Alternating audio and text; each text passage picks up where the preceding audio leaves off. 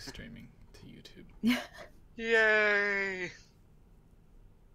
I just want to go see the movie on Tuesday because that's when you get El Cheapo seats, and even the theater that's near us has those luxury lounge seats on Tuesdays for $5 a ticket. Nice. And I'm like, yes, that I can afford.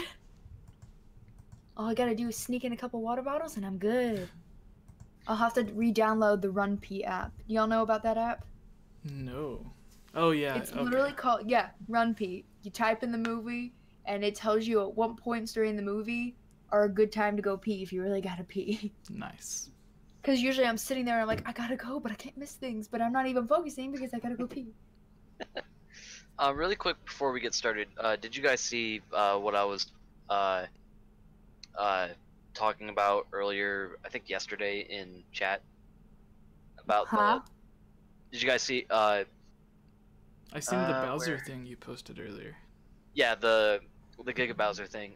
But earlier, I think yesterday at like 11, I went back and I watched the ultimate the overview trailer that they put out. And there was one clip that looked really weird to me. I had to go back. I had to watch it. It was a tiny little clip of Sheik versus Ganondorf, but the background was like it wasn't from any stage or anything that we've really had confirmed, because there were like knocked over pillars and there was like a weird pattern on the floor and the background was just on fire. Well, I went back and I looked a little bit harder and it looks very similar to the final boss arena from Ocarina of Time. So That'd be a nice homage to so 20 my years. yeah, my theory here, and bear with me on this one, because in Smash Ultimate, when you fight Bowser in Classic Mode, after you beat him, he transforms into Giga Bowser. What if that's the case when you fight Ganon in Classic Mode or the Spirits Mode, and he turns into Ganon for a boss fight? That would be awesome. Ooh, that would be awesome. I hope so. I hope I'm not wrong, and it ends up just being a athlete. But we'll see what happens. I'll probably be geeking out about it on the launch day. Yeah, and you can we can bring that back up when we start talking about Smash Brothers, because I think it's Okay. the second thing. Yeah. All right, cool. Yeah, I'm ditching the glasses. They're smudgy.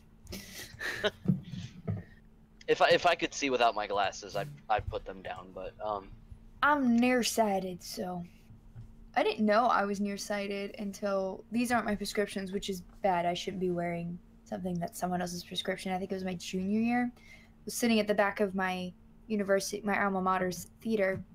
My friend Emily was like, I was looking at her glasses, which are similar to those, and I was like, I would love to wear glasses. I've worn glasses since I was 10. And because I just stopped wearing them. And she was like, well, try these on. And I tried them on, and I was like, oh, I can see things. Oh, I didn't know I couldn't see things. I thought that was normal. Nice. that was literally the same thing that happened to me. Like, I was struggling in my 7th grade pre-algebra class. I couldn't see the board. I was struggling. So I did a little experiment. I took my brother's old glasses into class, put them on. I'm like, oh my god. So I ran home. I'm like, Mom, I need glasses now. I keep meaning to go to the eye doctor. I'm like, there's 3 doctors I really need to go, like eye doctor, a dentist, and one other. And I'm like, I don't know. I have the insurance for all of them. Well, I'm on my mom's insurance, even though I'm 23. Anyway, and I think I'm technically allowed to be till I'm like 25 or 27, which is, I'm like, that's okay. But I always conflict. I'm like, well, I really need to have my teeth cleaned. It's been like 7 years and I'm an actress. That's really important. I'm like, but I really need to have the correct prescription. But I really need to go do this other thing too. And I'm like, I don't know which one to do. My mom is always like, and she'll suggest one, and then I'll be like, no, I don't want to do that one. Because doing the glasses one, the eye one, means having to buy a new pair of glasses. Except I know where to buy them for cheap. So as long as I get the prescription, and then I can just say, oh, I'm going to buy them later, then go to the cheap site and buy them. Yeah. I'm not paying $300 for glasses. Alright. Yep. Are you guys ready? Yeah, yes. let's Sorry. All right. do it. Let's do it. I ran. Okay. For a moment, I was like, should we switch over to Skype? But Discord will be fine. All right. Everyone ready? Yep, let's do it. Yes. All right. Where's the names? Okay. Hello, everyone, and welcome to the Hylian Gamescast, episode 61. Today, we're going to be discussing some fake Pokemon news. Some people have been trying to download the game illegally, and they've been downloading a hacked or some weird version that's been like bricking their system. So, I guess don't be a thief and like trying to download Switch games illegally. Sakurai gives an interview about Smash Brothers and the next Smash Brothers, if he is going to be doing it or someone else. To celebrate Ocarina of Time, we have a list of random facts about Ocarina of Time. People usually like whenever we cover some of these lists. And then we are just going to answer some questions from you. Since tomorrow is Thanksgiving, we have sort of a short podcast here, and plus some of us have to go in like an hour and a half. So yeah, we're going to try to get through this as quick as possible. If you have questions, save them for the end of the podcast, for when we do the Zelda mailbag.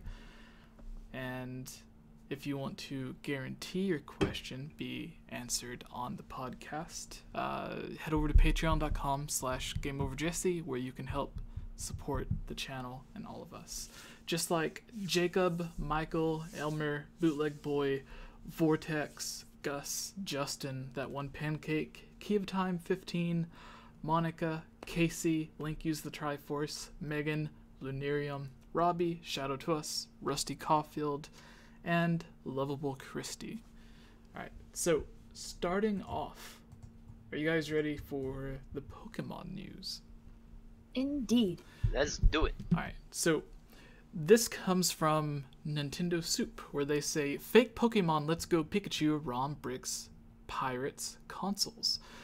They have a write-up saying, last week, leaked copies of Pokemon Let's Go Eevee started circulating on the internet after someone performed a ROM dump of the game. Many pirates and users in the homebrew community used that as an opportunity to play the game early or scour it for secrets, but someone else had a more sinister objective. According to multiple user reports, a user on GBA Temp uploaded what appeared to be a ROM of Pokemon Let's Go Pikachu. There was no real leak of Let's Go Pikachu at that time, but what it really was is a virus that permanently bricks a Nintendo Switch when it's run for the first time. Of course, the pirates and users who downloaded and ran the virus were not happy about it, as their systems were bricked. One of the perpetrators? I don't know. Perpetuators. Yeah. Or okay. perpetrators. Yeah. Oh, yeah. Okay. I thought there was an L before the S. Oh. Alright, so yeah. Behind the virus said victims should learn something, making a NAND backup. Response includes what an a-hole, F that guy, and even threats of doxing, because that's some real edgelord stuff. So basically, don't be a thief, don't be an idiot, don't try to download illegal games when you can just wait a week. I think it's fine for people to like hack their Switches to run their own homebrew and stuff, but when you're like doing it just so you can play games illegally, don't be stupid. And yeah, that's I don't know, that's just my thoughts on it. But what about you guys? Honestly, I don't think they should be too mad. Like, I know they're saying, you know, like, F that guy or whatever. It's like, don't download things illegally. Yeah. Honestly, I wish more people I would understand do why stuff you're like mad, this. but you can't get mad at them. You can get mad at yourself. Yeah. You know? I mean, who didn't have LimeWire back in the day? I will say that.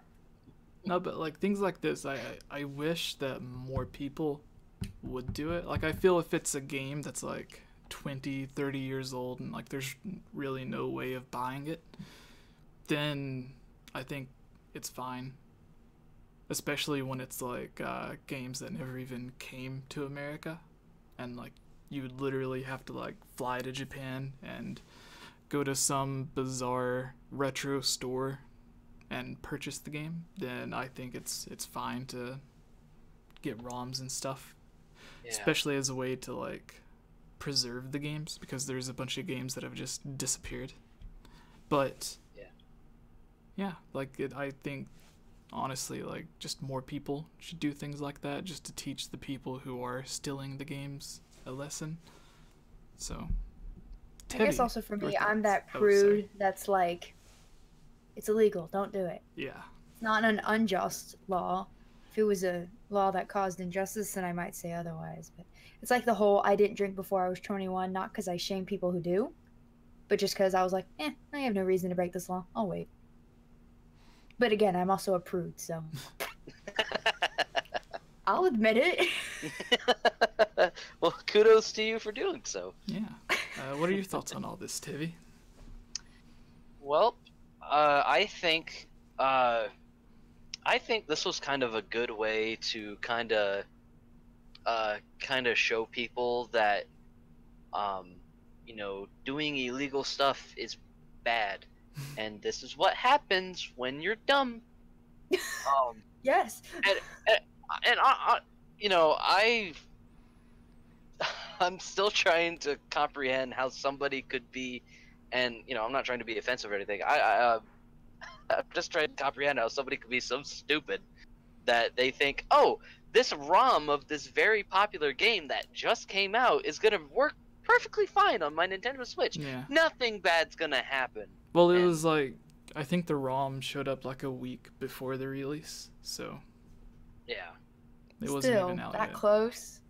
yeah, that close. And not only that, two things. One, it shows you, it kind of shows us that a lot of people were very desperate to get a hold of this game, and it also showed how many people were desperate to do illegal stuff to get this game. So, Yeah, of all games, I would imagine this happening with Smash though before. yeah, Let's Go. especially Smash, Yeah. because people get a hold of ROMs, then the unthinkable could happen. They go through files and look for like cut stuff, and like that's one of the ways we found out about some of the Smash 4 DLC, was that people were able to get a hold of the game and dig through the files. So that could have happened if this was legitimate, this could have happened for Let's Go Pikachu. But thankfully it wasn't, and the dum-dums paid for it. They got what was coming. Yeah. Mm-hmm. Whoop. So, has any of, like, Illy, you mentioned you haven't had the chance to play it yet. Daniel has been streaming it, but he's not on the podcast today, sadly. But Tevi, have you had a chance to play Let's Go? I have not. I looked at the demo at our GameStop kiosk today because I was on my break, so I went over to the kiosk and I messed around with it, and the game looks gorgeous, absolutely gorgeous. And it was weird, like trying to catch Pokemon with the Joy-Con, because I'm so used to on my phone like flicking and trying. Yeah, I was so used to Pokemon Go, and it was really weird. I think it's going to be an easy transition for people who primarily played Pokemon Go. Going into this, I think this is a good transition game from that game to the actual series. So I think if you like Pokemon Go, you're gonna like Let's Go Pikachu and Let's Go Eevee. I don't think I'm gonna pick it up, but if I do, I'm probably gonna get the Eevee version because Eevee is adorable and Pikachu is overrated. Hey, Yeah. that's the one I'm getting once I can. That, and I'm Just gonna be because I have to have a Pikachu. That, and I'm gonna be sick of Pikachu once Ultimate comes out, because people are already saying he's gonna be the best character in the game. So a lot of people are gonna be using him. So I can't see that, but okay. Interesting. Some interesting stuff.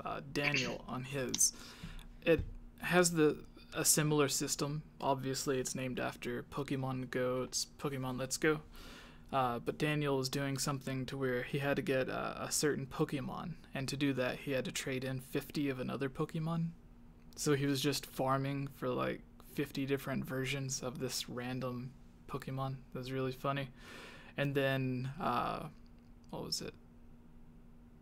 He had a Pikachu that he had caught normally as well as Eevee, and I was joking around with him like, Daniel, what are you doing? You can't have it both ways. Either choose Pikachu or Eevee, because he had Eevee on his shoulder and then a Pikachu was following behind him. I'll probably do that like with my EVs or something. Yeah. Behind me. Like catching a bunch of like the same type of Pokemon, isn't that like the new way to kind of like farm for shinies now?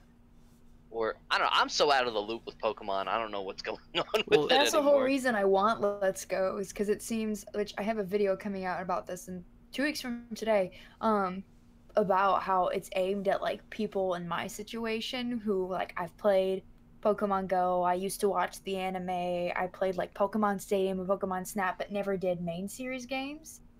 So this might be a good way to get me into them. Yeah. Oh yeah, absolutely. So I have no idea. I have Pokemon Quest on my Switch, and I know I have shinies on there. I just don't understand anything about them, except that they're a different color. Yeah, the cool thing with the shinies is in this game, because you can see the Pokemon before you battle them, you can visually see if a Pokemon is shiny before you approach it. So I think you can see their size too, like or not their actual size, but like a red outline means it's larger or something like that. I heard that somewhere. Yeah. Yeah. Which I'm wondering, does every GameStop have a demo? Because if they do, I should go to my GameStop. My GameStop that I'm working at right now, we do have the demo for Let's Go Pikachu and Eevee. Puts the two together for some reason, and I'm not exactly sure why. I would say so I mean if sorry. So I'm assuming that if my kiosk has them, then most likely everywhere else does. I'm still waiting for our kiosks to get updated with the Smash Brothers demo. Yeah. Because I want to get my hands on King K. Rool. So Jacob in the chat, let us know if you want to join on the podcast and we can bring you on. But some good news for people who have bought Let's Go Pikachu and Let's Go Eevee.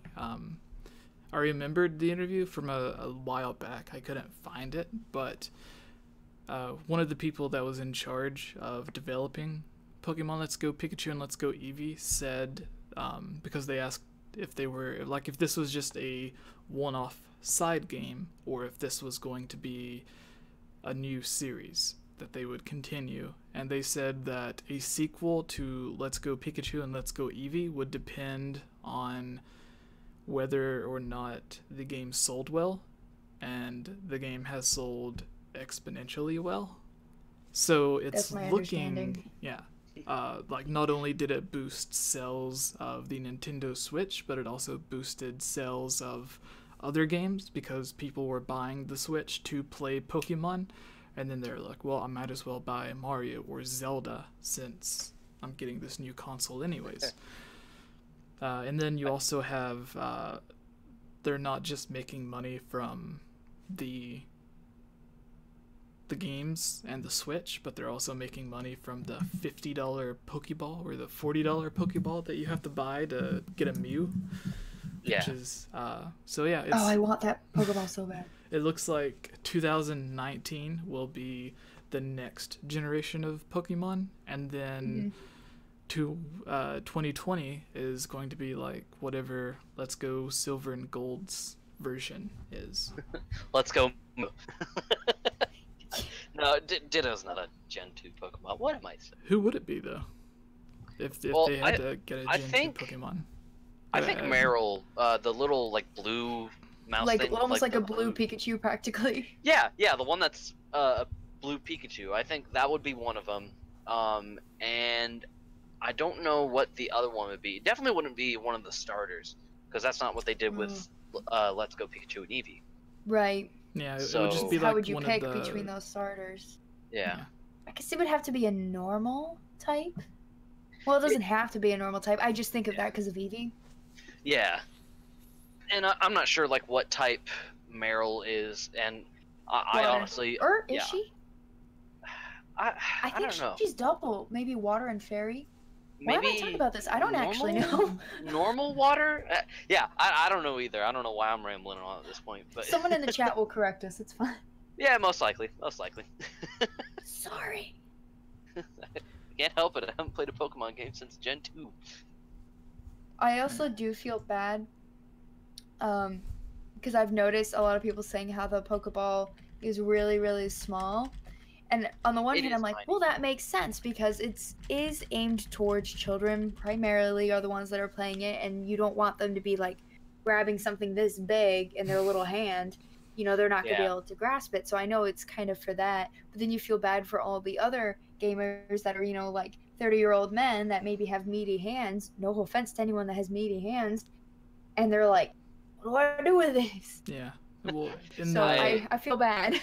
they also said that they wanted to make it as close to the size that they are in the anime. Because okay. because in the 'Cause at first I anime, was like before they when they get them off of their belt, they're Yeah. smaller like that, and then they click Yeah, them and they expand, and then they So throw it's supposed them. to be like, they're way bigger than that. And I'm like, oh, Yeah, wait a minute. Yeah, that's what the Pokemon trainer did in Smash Brothers Brawl when they introduced him in the cutscenes. He took the Pokeball out of his belt. He clicked the button, it expanded, and then just started shaking for no reason. I'm like, this isn't how they do it in the games. I never watched the anime, so I didn't know how that worked. I can hear the sound that the Pokeball makes when they make it big. I can hear it in my head. Yeah. I watched the first generation of the anime a lot. So if Nintendo really wanted to be like money fiends, they could release like, you know how sometimes companies or they'll release something that's like, oh, it works with this game, but it won't work with the new version, so you have to buy the new one. So it's like if they have the Pokeball, and then they're like, oh, well, now you need to buy, instead of just a normal Pokeball, if they release like now it's because in the second generation I think that's when they introduced like the different Pokeballs made out of the different nuts and fruits and stuff, or like the apricot ball or whatever. the apricorns, I think. So if they had that in the second generation, towards like, well, you can use the old Pokeball, but if you want this new character, now you have to buy like the Great Ball or the Master Ball. Maybe the that comes Master with Ball, it. yeah. Yeah. Also, I'm still waiting for someone to beat Dark Souls with this little Pokeball thing. that seems impossible. Yeah, it's Also- pretty much impossible because all it is the control stick and literally one button. Yeah. Someone in the chat, Waymouth18, which I can see this, although I don't think this Pokemon does a lot of moves. Let's go Maron, let's go Togepi. Oh, I didn't even think about that. Because, like, Togepi that'd is be- Gen 2 and Togepi's iconic. Oh, too. Togepi is so cute. But what does Togepi do? Um, No, let's go Psyduck. That's Gen 1. it's a tie-in to the Detective Pikachu movie. Sorry, I keep derailing the conversation. No, I think we can move on to the next thing now, anyways.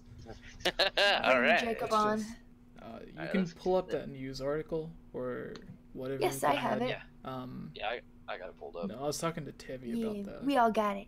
Or Okay. you probably got it in memory, the Bowser thing. Yeah. True. I figured that we could talk about this article real quick, and then I can Alright. go into the Giga Bowser reveal, and then my game theory on a particular King of. All right. So,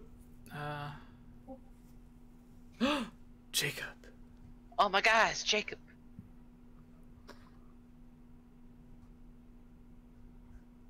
Oh, I'm sorry.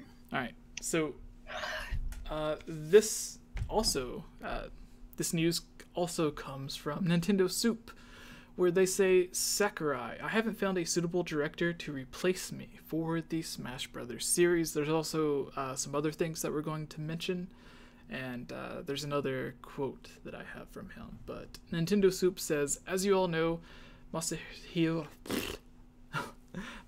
Sakurai has directed single every single Super Smash Bros. Game, including Super Smash Bros. Ultimate. Due to Sakurai's obsession for perfection and doing the best he can for the series, he served as director for every title in this series. Never letting go of his position, in a recent Game Informer interview, Sakurai revealed that up till now, he hasn't found someone suitable to replace him.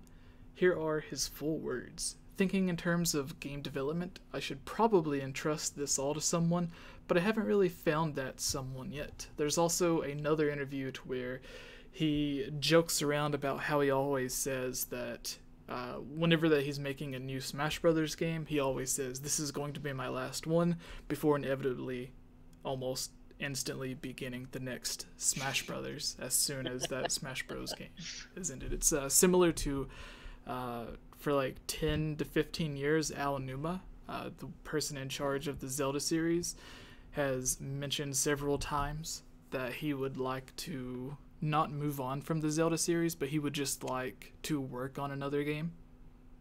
Like even if that just means that he's still working on the home console Zelda, the handheld Zelda, and a third game could just be like some random thing that he created. But Nintendo seems to force him onto the Zelda series, which is kind of sad because, like, in one way, you can see that any developer would be lucky to work on the Zelda series. In fact, there's a lot of different developers from like Capcom and PlayStation, even Xbox developers that in interviews, whenever they're asked like, what game would you like to develop that you aren't able to now, they most of the time mention like Zelda or Mario or something because those are the most iconic. But with this, his other interview was saying that even though he said that he won't be working on any other Smash Brothers, it's always inevitable that he does end up working on them. So he said something along the lines of, just because he says that he's not working or he doesn't want to work on one doesn't mean that he won't be. So it's very similar to, well, what was the joke at the beginning of the last Smash Brothers Direct where they were like, these are all the characters that are going to be releasing with Smash Brothers, and then they end it with another announcement for the Piranha Plant. Piranha Plant. Yeah, and the DLC. So no one saw that coming. Yeah, but Tivi, you had some other stuff about Smash Brothers news that you wanted to talk about. Okay. So recently there was a press event in New York. A lot of content creators and professional Smash Brothers players were able to go out to this event, and they were able to play the game each for about 4 hours. Nintendo was demoing them Classic Mode.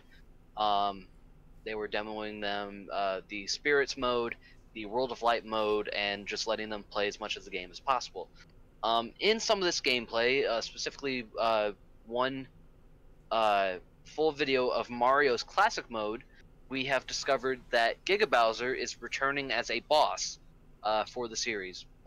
Pretty much at the end of the Classic Mode, when you fight Bowser, he will like slam his palms on the ground, and he will transform into Giga Bowser, and it will become a traditional health bar boss fight, much like in the Subspace Emissary. So people are already thinking he's going to be a boss and in the World of Light mode, and that's kind of how you're going to be able to unlock Bowser. Yesterday,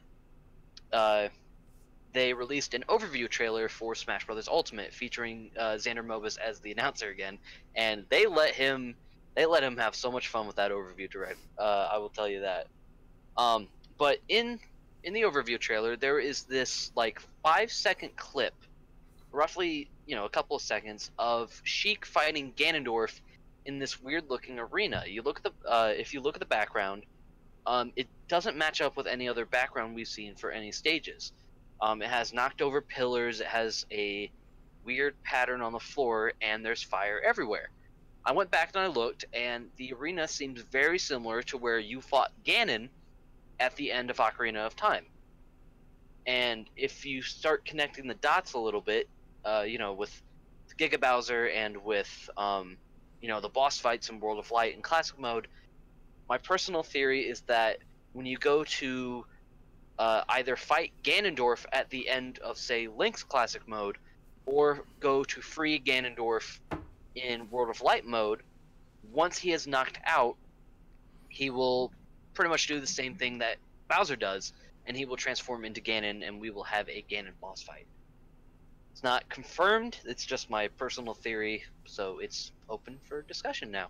Yeah, it would be nice if they did that, especially with if they just went back to the beginning characters and gave them like enhanced boss fights throughout the story mode or whatever. And Oh yeah. there's also a thing online that I read where I think it was Nintendo said that you would be able to unlock every character in Smash Brothers Ultimate within 4 hours of playing the game. So Yeah, it wasn't going which- to be nearly as difficult as like Melee or some of the other games where it's like play 100 first matches or whatever. Oh, it was worse for Brawl. I think to unlock the last character, which was Wolf, you had to play a total of 450 versus matches. And then in Melee, to get characters like Mewtwo, you would have to get a total combined time of 20 hours in versus matches to unlock Mewtwo. Yeah. So And the thing to add on to the wolf thing, you also could do the subspace emissary, and you had to find a secret room to find him as well. that yes, There's that, another that is option. yeah, that's true. So, Actually, a funny thing that I used to do when I was a kid with Melee is that I would plug in 4 controllers and leave my GameCube on for 5 hours because it doesn't say 20 hours with one player. It just says a combined total of 20 hours. So it would be 5 hours for each controller. So I just plug in all my controllers, go take a nap or something, come back, kill the rest of the characters, and then bam, I'd fight Mewtwo. Be like, all right, call it a day. Nice. Yeah, I could also see if this was a thing with, maybe classic mode or getting the character of Ganondorf fighting Ganon. I could think of some other characters where they could do this potentially, maybe like Kirby to get King Dedede, since that used to be an evil character, if I'm thinking correctly. Donkey Kong and shoot, what's his name? King K. Rool. King K. Rool. King K. Rool.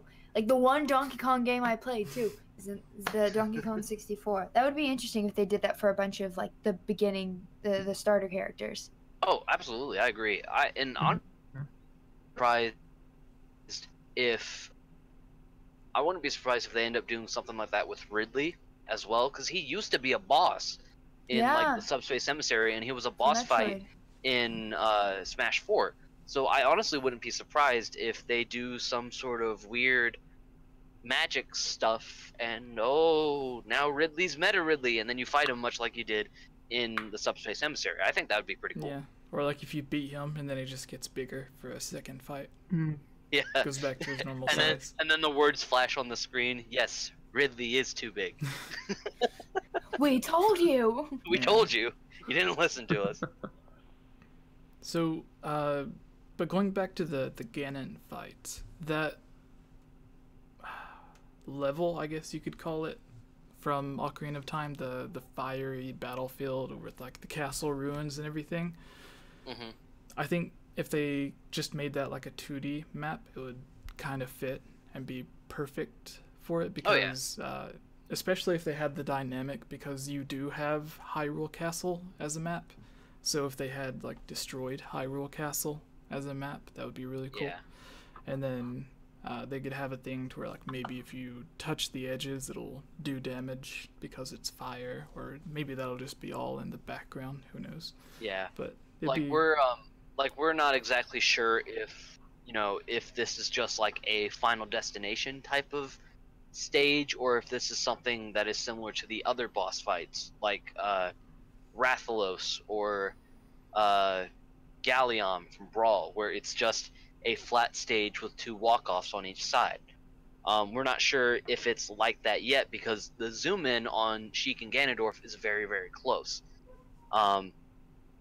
So we're not sure if this is for maybe like an event match or a boss fight or a special area in World of Light, but I am leaning more towards a Ganon boss fight, just because of just because usually bosses have had their own type of arena. Because like with Rathalos, you have a Monster Hunter looking stage, but that stage isn't on the default roster of stages. And same thing with Galleon. It looks like you fight him in some sort of warehouse, maybe similar to Metal Gear, but that stage doesn't appear in the game, even though it looks very similar to like Shadow Moses. So it'll be very interesting to see whether or not we do get a Ganon boss fight. But I just hope that once you do the final blow, Link just comes out of nowhere and stabs him in the head. Yeah, Yes. that'd be a good reference. But Jacob, you joined us for the second news topic here. What are your thoughts on all of this for Smash Brothers? On just the words about the director or all of it in general.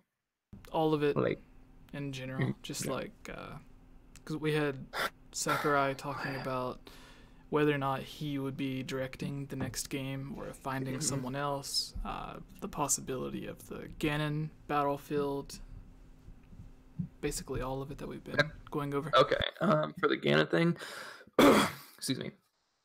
Well, Flemmy just got done with dinner. I think for the Ganon fight, I think that is going to be its own thing. Maybe its own place where you fight other players, and I think it will be in the Subspace Emissary or World of Light as well. Sakurai, that's a tough one. I mean, when Lucas stepped down, he chose Kathleen Kennedy to replace him. He's done a great job, to be honest. Let's just say that right now. Even Gibbs would agree with me if he was in chat. I don't know who could replace him. Like, I think the only option would be Amono from the Zelda series. I think that'd be the only option. I think, but they want him for Zelda only. But I have no clue. Like, if he wants to do another one, or if they're like, "Hey, come back, let's make you do another one," I'll retire. There you go. But I have no clue, like, what they could do. I mean, that man needs to make like Breath of the Wild Link and take a 100-year nap. Yes, He absolutely. deserves a nap. Really quick, do you guys want me to go through that overview trailer and find the screenshot so that you guys can see for yourselves what I'm talking about? Yeah, Yeah, I think I meant to saw go it. through it earlier, but I didn't. do it. Just because I want a second opinion on this, and I want to see like what you guys think. Because if that's the case, then this is gonna be great. Yeah. Right here we are. Tweeted about it, didn't she, Tevy? I don't know if I tweeted about it. I think you did. Okay, just give me a second. I'm posting it through Discord right now. I take a screenshot on my desktop, but my computer is not cooperating very well. And all right, I just uploaded it. Well, it does look like it.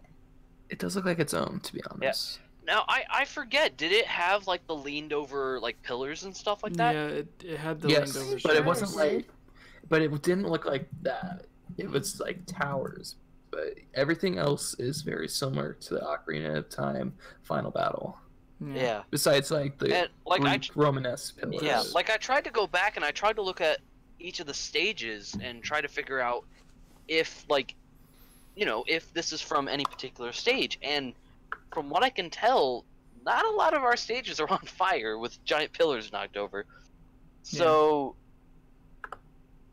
I mean, just looked up pictures of the Ganon, not Ganondorf, but Ganon boss fight in Ocarina of Time, and there are like not exactly pillars, but they're towers, like Jacob said, Mhm. broken down and everything. I know Okay. this because I played this game so much as a And kid. fire! yeah. That's what And I thought it was, fire. but I was like, I've been playing this Yeah, game that since I was- was It definitely three, looks so I like should know. it could be, but it looks Yeah. like if I it was, it would shouldn't- be updated because Yeah, the and the floor I is think a little bit different. Yeah. Like, I mean, did they change anything for like the Ocarina of Time 3D boss fight, or was it pretty much? No, kind but of the they same. whenever they've adapted the other Ocarina of Time levels or like the Hyrule Castle level, to Smash Brothers, they changed the way that it looked a bit as well. Especially the one that's like the huge Hyrule Castle, where like you Oh can yeah, jump the around. temple. Yeah. So yeah, like, that looks a lot different than it does in any other Zelda game. So It looks so pretty. they could like always. seeing Termina Bay in HD just makes me so happy. I want Majora's Mask Oh HD. my so gosh, bad. yeah, it looks so cool. That's It's one so of my favorite beautiful. because it gives you a glimpse And of that's- what it could look like. Yeah. Look too bad up that the save's Ocarina of banned. Time 3D version. It's the exact same thing, but it's just rendered like. That's what they would say. Yeah. They're just So showing a bunch of like Ocarina of Time like version, not 3D by Divine Couple. It's like it's I still mean, the same, but we'll- higher quality. Yeah. So are you guys Well- planning on getting Smash Brothers for the Switch? Getting it day one. I already have it pre-purchased. The crappy thing is I have to work the day that it comes out, so I have to wait until after I get done with work to Ooh. get my copy and go home. Nice. And Hey, it's gonna pain at least me. your situation is better than mine. Okay, I'm gonna be in. I live up in the Coeur d'Alene area. I have to do finals the next week, so I won't be able to play Oh, it until I get no. back from finals. If my calendar is correct, I will not be able to play it till the 14th. Oh One no! week later. I'm gonna be having What, fun. what doing about all you, this Ilya? Are you gonna get it? No. I'm like, I mean, I probably will eventually because I 6 I months. never had an interest in Smash because like I'd play it with my brother, one of my brothers, but he would always beat my butt, so it was like I mean, then again I played Mario Kart with Tevi, so what does that matter? But but I'm just ripping on myself at this point. But anyway, now that I can do Weird online flex. play, although I think I still have yet to give Daniel my email so that he can add me. Anyway, I would like to play it online with friends, but there are other games I'm still trying to get currently, like Let's Go. You know, I'm like, I know my grandparents are gonna ask what I want for Christmas, and I'm gonna actually say, can you get me this packet that's the Pokeball and Let's Go Pikachu? It's not top priority for me. It's one I want, but I'm not gonna get it the day of its release. There's other games I want more, and Okay. also I'm starting to pay Fair back enough. college Fair. loans. So Thunderstorms Oh, in yikes. the chat Fair enough. says it stinks that Skull Kid won't be a DLC because he's an assist trophy. They've had trophies as characters before, so Yeah. But that would take That a would've lot been of a cool rework. character, Like, but- I don't think the coding would Yeah. be that hard to get rid of. Like, just get rid of the code, but then you have to remake remake that character from the ground up, or make him an Echo. Yeah. Well, I think they said Yeah. for DLC they're not doing Echo Fighters. They're doing new characters. They're new, and they're supposedly third party. Supposedly, all five there- of them. There are rumors going around that Sora might be one of them, and I hope. I know a hope- lot of people I hope who so. that would make very happy. HMK would lose his. Yes, mind. he will die. I mean, Yeah. I say I know him Well, as it's if I'm obvious- friends with him. I'm not, but I know of him, and he would Yeah. lose it. Well, it's obvious Yes, that Banjo will be one of the DLC characters because he is a third party technically. Yeah. I on would the lose five. it if Because he Banjo wasn't was announced my as an assist trophy or as a spirit, so obviously he has to be one of the five. He's Yeah. the main one, but the other He four. should be. I wish. Yeah. I hope. Yeah. Bandana D got confirmed as a spirit, and I'm kind of sad that he's not an Who got actual confirmed fighter. as a spirit? Bandana D from Kirby. Oh, yeah. Okay, I know who you're talking He about. could have been a perfect Echo, but we're not getting Echoes. We're getting new 5 characters. Wh- Yeah. Which I And- kind of hope that being a spirit doesn't disqualify you as being a fighter, because there are Well, then I- spirits. There are spirits of different forms of actual fighters. Like there's a Captain K. Rool spirit. There's a Supersonic spirit. There's a bunch of spirits of the Wii Fit Trainer. Tevi. Huh. Sakurai added freaking piranha. Remember this. A piranha plant. Did you I guys see? just wonder what that Last meeting was year. like when someone was like, "We add something else. Let me throw people off," and someone went, "Piranha plant." Everyone starts laughing, and then Sakurai's You know sitting there and goes, "Perfect," and they're like, "We were joking." You know, Okay. I guarantee you, the person that suggested Piranha Plant for a character, I guarantee you it was Miyamoto. I guarantee it. Yeah. I seen a lot of people- I'm just gonna screw around with people. Why not? Well, I've seen a lot of people online thinking why would they give us Piranha Plant instead of giving us like Banjo-Kazooie or Waluigi or whoever? And my thought is because they know fans will pay for those characters. That's why they're giving you this character instead. So in their minds, they're like, everyone wants Waluigi, everyone wants Banjo. So we're gonna make them pay for them because nobody, like, I think a lot of people would pay the extra like $5-10, however much it would cost to get the Piranha Plant, but not nearly as many as would pay to get like Waluigi or whoever. And I gave Nintendo $35, so it better be worth it. That's all I have to say. But generally, it is worth it. So. Yeah, like a lot of people need to kind of realize that Piranha Plant, at the end of the day, he is a free, limited time pre-order bonus. You know, this is a bonus. This is not, you know, like Dark Side and Injustice 2 and stuff like that. Yeah, so. Well, I thought you just said. I thought if he had to, like, as long as he got the game before, like, for the last day, then he would be available. That, pretty much if you pre-order the game or if you download the game before the game comes out, you would get a download code for Piranha Plant. Pretty much he's a pre-order bonus. In the same vein as Goro in Mortal Kombat XL or Darkseid in Injustice 2 or I don't even know what other pre-order characters there are, but hey, you know, we still got five more characters left to look forward to. So who knows? And they're all get 5 more Piranha Plants. Yeah. If Banjo is one of them, I will cry. I hope so. Has to be because he's one of the third. Because they said third party. That's what they specifically said. He I would believe. be I can't great find in the tweet. Smash. Well, him and her, Banjo-Kazooie. I mean, if we got enough time, do we want to go over like our kind of top 5 that we would want for DLC? I think we did that. Yeah, we've already a few videos done ago. that. But Yeah, we already if did you that. and Jacob want to just quickly mention yours before we move on to the next. Okay, Jacob. I'll let Jacob go first if he wants to. Obviously. Third party, man. So obvious reasons would have to be Sora from Kingdom Hearts because the Kingdom Hearts fans would just. Not to throw shade, even though it deserves shade, would want Sora. Banjo-Kazooie is the obvious one. Even my sisters flipped out because I was talking to them about DLC, got the $25.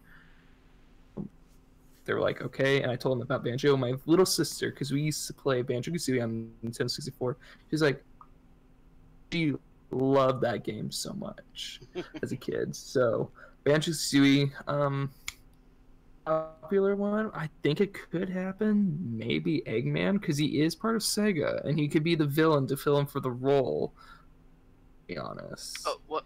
If you think about that, what did you say, Dr. Eggman? Dr. Eggman. Huh.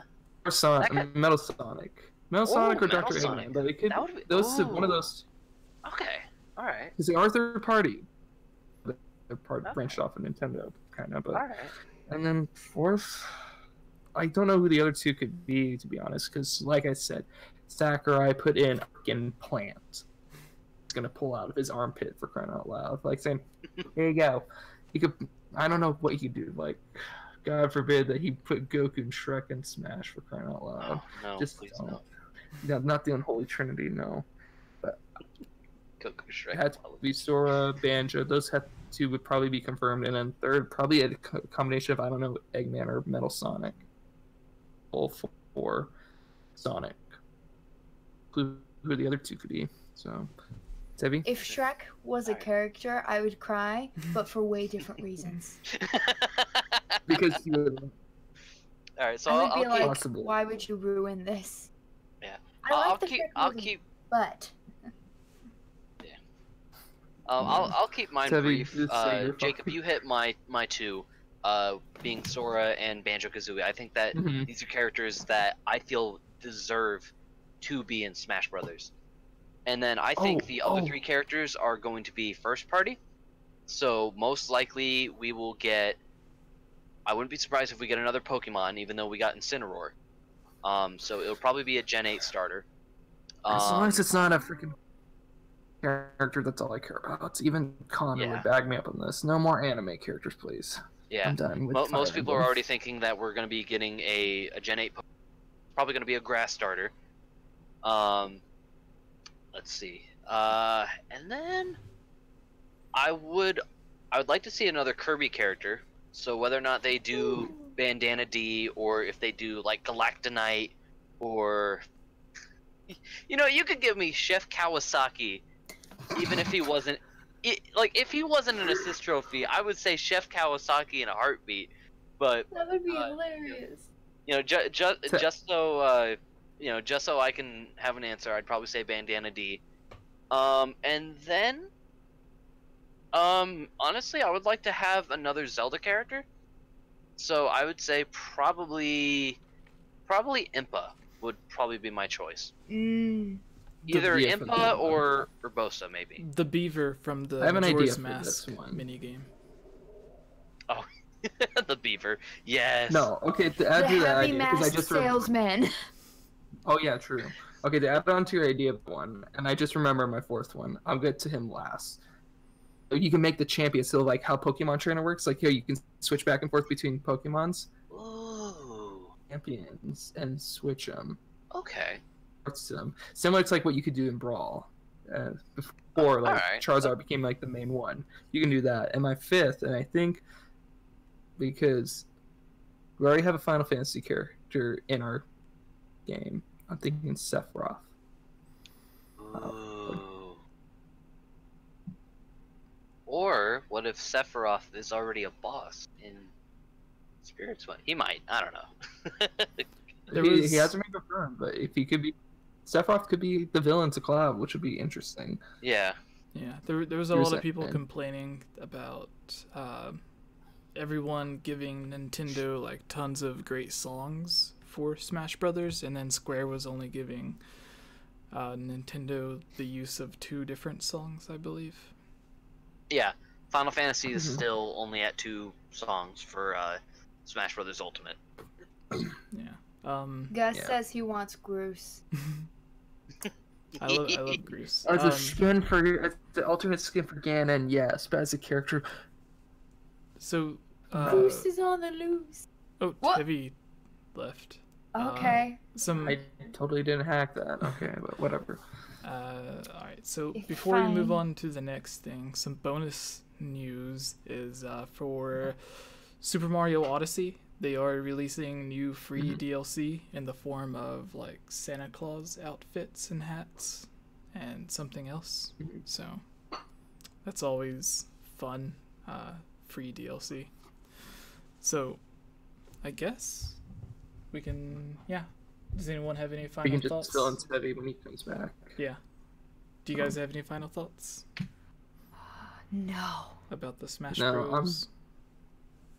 I basically said all my thoughts, and I've only been here for like a good 9. 20 minutes, so. Awesome. All right. Ich habe 0.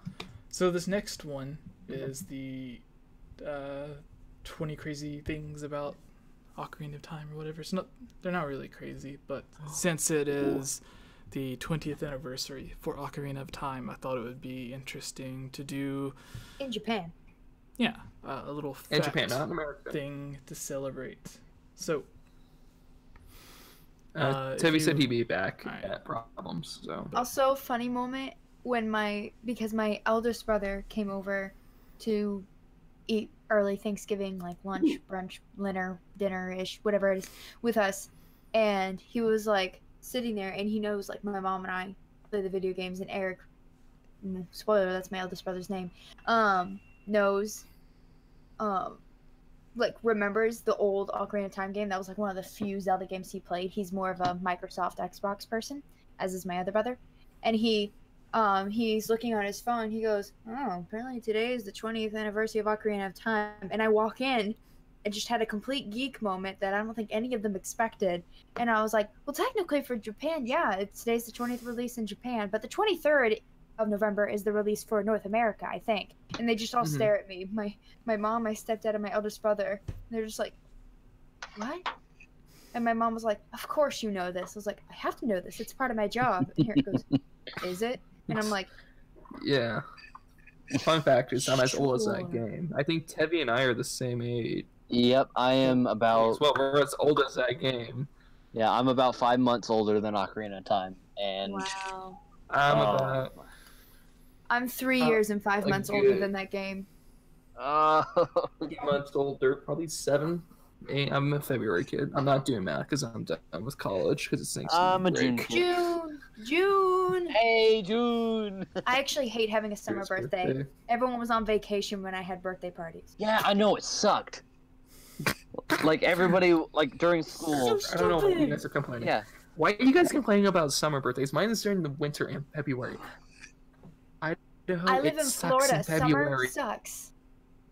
I live in Ohio. Every Year season round, sucks. bro. My university it's still in Ohio. Was It moved. what? Move. It It got moved. legs It went from and it Florida to walked. Ohio. I think the hurricanes for that. Wait, what? I did get to miss hurricanes when I was at school. And I like hurricanes, so that's really weird. Well, where I live hope in Florida, we don't get the bad part of the hurricane. We get like just heavy rain for a while. Like everything goes around us. inland. Yeah, You're really I'm like inland, if okay. you look at Florida, that little crook on the east coast, I'm in there. So okay. I'm gotcha. safe. I'm in the area that Ow. you see on the news all the time. Like whenever you see news thing, it's always man runs across streaks across beach yelling Yankee Doodle went to town in Florida. It's always Florida. It's always Florida or That sounds like Arizona. something that would happen in Seattle, to be honest. I'm just saying this. Or when I watch Forensic Files, it's always the killers either in Florida or Arizona, and I'm like, why is it my state and my crazy ex's state? Why? I don't know, but then again, in Idaho, we always have a bearded guy in a canoe paddling down during my month of February, so that's a joke because it rains so much and it's freaking wet. We have people wearing hoodies right now because it's 70. All right. I So know. You Florida people are so freaking spoiled. Why don't you come up to Idaho for crying out loud? Have a fun time up here and complain about your weather. I'm one of Anyway, the few Jesse, people that you... lives down here and hates Florida, so so then move to Florida. Idaho. It's nice and cold and it has hella I want summers. to move Anyway, to Colorado or Utah. Give me They are California. furry. Teddy, No. the California's to Mormon land. expensive, and it has Hollywood. I don't want to be near Hollywood. Give me you a want to go to very Montana, cheap that's the attack. California. Montana's beautiful, and so is It is. Virginia. It's like a podcast went down a different. Jesse, Sorry, we're not even on stop. this. Jesse's like, Stop, I'll just Jesse. let them do their thing. Jesse, before we go out of control and just start bashing like people in Utah, not any other religion per se, but yeah, just Wait, did you say Utah's a religion? Utah is a religion. the Mormons. It's I freaking don't Israel. understand. It's freaking Israel, but in the West. Anyway, what? Anyway, Jesse, stop us, please. yeah. before So I- if you look at this piece of I cracked news, Celia. the link I'm for looking at the thing, the gamer Alright, thing. yeah, the link for this is in the Discord for the. Yeah, so then go there and click the Ocarina of Time one, and you Found on my can go through the history. page and pick out one of the facts that you like, or if you have a fact that isn't listed on here that you would like to talk about, you can. Mhm. So I'm half joking, but if Daniel were watching, yes, you can get to the bridge inside the castle before nightfall. He doesn't believe me. yeah, You can. I will record I that have for him, never failed. and I will Kayla send did to it. him. Kayla did it in her stream. She did it. you have Everyone's to roll. like, you can't do There. that. And I'm Yeah, like, you can. yes, you can. I have never messed up, and I've been playing this game since I was 3. Yeah, you have to do the rolls. I do rolls, You have to and do I the keep, rolls. I you go along the backflip. path, and then I eventually diverge from the path, and I barely make it. But Yeah. ooh, Yeah, I might take but number 16. yeah, you can either do backflips to it or yeah. Where would it be under? Is it? I'm gonna take number 6. All right, so if you look on, like, underneath topics of discussion, you'll see facts about Ocarina of Time above the mailbag. Oh, okay. Yeah. Okay, click that link. And then Gotcha. you just go and Gotcha. It's so complicated for us college students. Oh my gosh. and I got number 14. But Stop if you sounding like Gollum. if you have one that isn't mentioned on here, then you can use it if you know one that's not listed on here. Okay, I'm just scrolling through because I think I know all. Holy crap. I know all these too, Oh, yeah, but I I forgot about number 6, the one that Tevi is taking, which is why I did that little snort right there. One. All right, you I guys just read ready? it and I was like, that sounds wrong. Yes. I will go first to give everyone a bit of time Okay. to find theirs or think of one Solid. if they don't want to use one on the list. All right. So, hello everyone. Welcome to the Hylian Gamescast, episode 61, to celebrate Ocarina of Time's 20th anniversary in Japan. We are going to go through some of our favorite facts from the game. Some of these come from the website The Gamer, who have 20 crazy things you didn't know about Ocarina of Time, but I think most of us that are Zelda fans knew all of these. But the one that I picked from here that I really liked is from the beta of Ocarina of Time, where they say the game almost had a jump button. They have written, if you've played any of the 3D Legend of Zelda releases, then you're familiar with the auto jump mechanic. The ability allows Link to hop across gaps and leap up towards ledges automatically. What you may not know is that the auto jump mechanic actually came much later in Ocarina of Time's development. In fact, developers never intended for the game to feature an auto jump in the first place. The original plan was to implement a jump button similar to what we'd already seen in the Super Mario Bros. Franchise. A tap of the button would send Link into the air, allowing players to control when and where the hero jumped. This idea was eventually scrapped as creators felt it took away from the title's puzzles, giving it too much of an action-oriented feeling. So we know that the jump button for Zelda games originally came in Zelda 2. So Ocarina of Time also began as sort of a Nintendo 64 reimagining or remake of Zelda 2. So I imagine that's where they pulled the jump button, and then they eventually just ended up scrapping the idea when they started making it more puzzle based, because Zelda 2 was more of an action RPG game than puzzles. But yeah, I think it's would have made the game a lot different. They kept in like side jumps and backflips and jump attacks, but there's not really a button to just do a normal jump. You usually have to like roll into an edge or run to an edge or something, and you'll do an auto jump.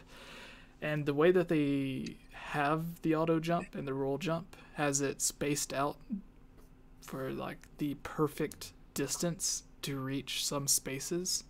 So if they would have had it to where you had to like press the jump button as soon as you got to the edge to make those same distances, it would be very frustrating for a lot of players than just rolling and jumping and then grabbing at the very end of the jump. But they brought it back for Breath of the Wild, but I think what helps it in Breath of the Wild is the fact that when you're trying to climb something, like it's not certain ledges or stuff that you have to climb up from. It's literally everything that you climb up from, so you can just jump towards anything to start climbing on it. So I really think it helps there. But yeah, does anyone else have their next fact picked out or thought I of? have it. Also, Alright. quick side note, they essentially went from making it like Zelda 2 to making it like a Link to the Past. Yeah. Because it's basically like a 3D Link to the Past in a sense. That's true. Ish. Alright, I picked number 16, which is, I don't know, I just like this. I knew all of these already, but you can use Zelda's Lullaby to fix signs. Oh. Whether by choice or complete accident, there will come a moment during your your Ocarina of Time quest when you destroy an innocent sign. Usually for me it was on purpose.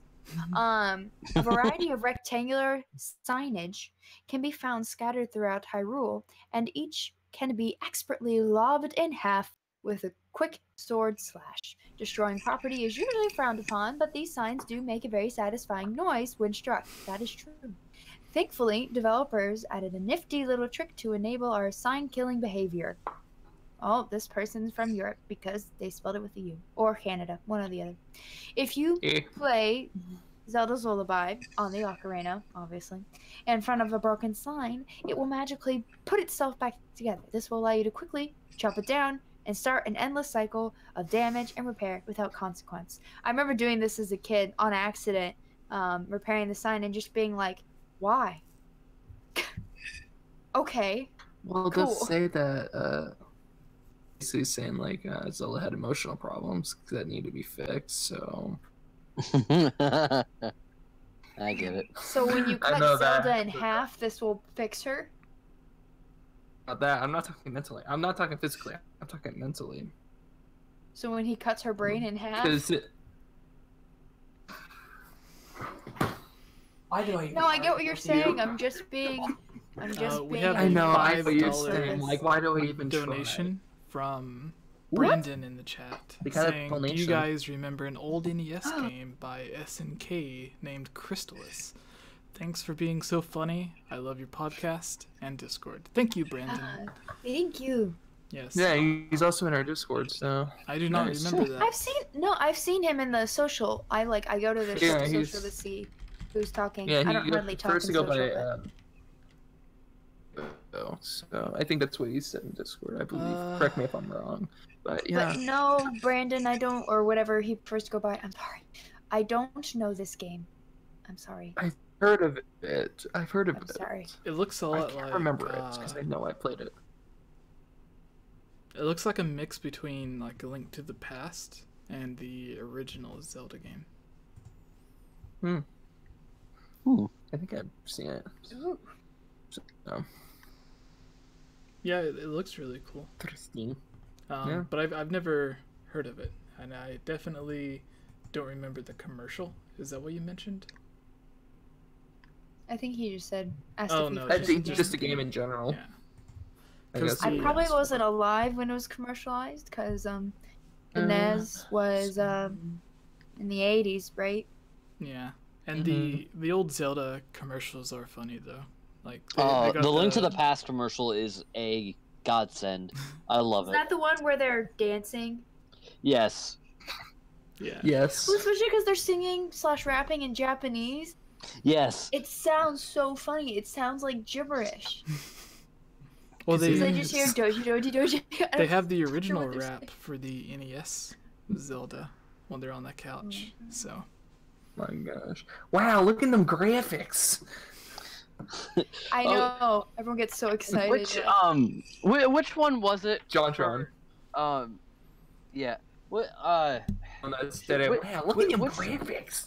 Which rap was it where they were like, "Down with Zelda from the very start"? Was that Link's Awakening, or was that the NES one? No. I have no clue, man. I had a CD that one of my brothers burned for me. It was a joke CD. I remember playing it on my Hello Kitty CD player when I was like 7. I don't know if you remember this, but it's the main Zelda theme, but there's words to it, and it's like, Link has come to a town. Oh, yes, I love that one. Zelda. Get it, took her away. Hallelujah. I love that one. Or at the very end, go down in history. I thought it was a legit thing. I didn't understand until years later. It was a joke. He will prevail. Oh boy. He will prevail. Hallelujah. That was the best part. Hallelujah. I felt like I was in a gospel choir. My IQ points lowering right now after hearing this. All right, Tevi, Jacob. I thought of a joke thinking about IQs. Sorry, it's a mean joke, so I probably shouldn't say. All right, Tevi or Jacob, do you guys have your Ocarina of Time fact picked Let's up? let the man, the myth, the legend, Heavy Bear go at this. He is, All right. was Super Mario Kart champion of the world until he lost the Hey. We don't talk about that. I'm still very ashamed. Yes, we do. Okay. So the one I chose, number 6, you can drink a Poe. And this is something I just found out today. I knew about that. And let's see. Me too. The Legend of Zelda Ocarina of Time is abundant with useful gadgets and weaponry. You'll find items like the hookshot, iron boots, and a boomerang. However, one of the most useful items you'll come across is common and fragile. Glass bottles are highly sought after in Link's Quest, and as they hold a variety of useful items and concoctions. They're also useful for capturing wandering Poe. Usually found in graveyards, these annoying spirits have a habit of pestering Link. Once defeated, you can use an empty bottle to scoop up the spirit, which can then be sold to a vendor later on. In fact, capturing Big Poe is required to unlock an additional empty bottle. If you're feeling brave enough, you can also drink a Poe spirit. Doing so will either refill or empty one heart container. In some unfortunate incidents, drinking a Poe can empty all but one of Link's heart containers. Really? Yeah. I did not Kind of know makes that. sense. Well, I He mean, did. Yeah, I almost did. The only least amount I've gotten is it would take away 7. Actually, and then we actually fill them up. This is actually true, but I've never ever gotten it down to no hearts.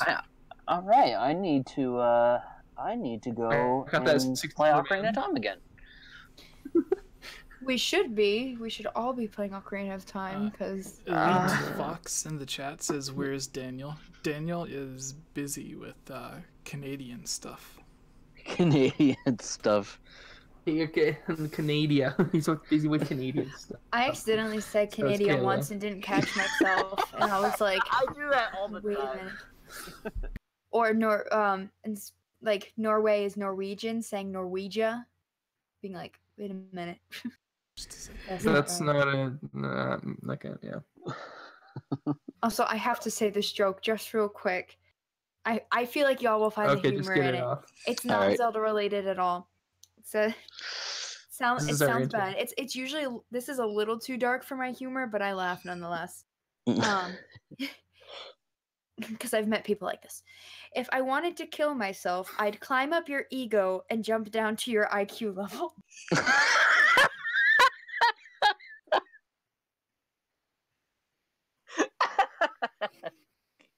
Alright, that one was good. I read it on Pinterest and I sent it to my mom. She was like, "Oh, I can think of so many people." It's so mean. It's so mean, but it's so funny. Oh man. Oh, I can think of a few people.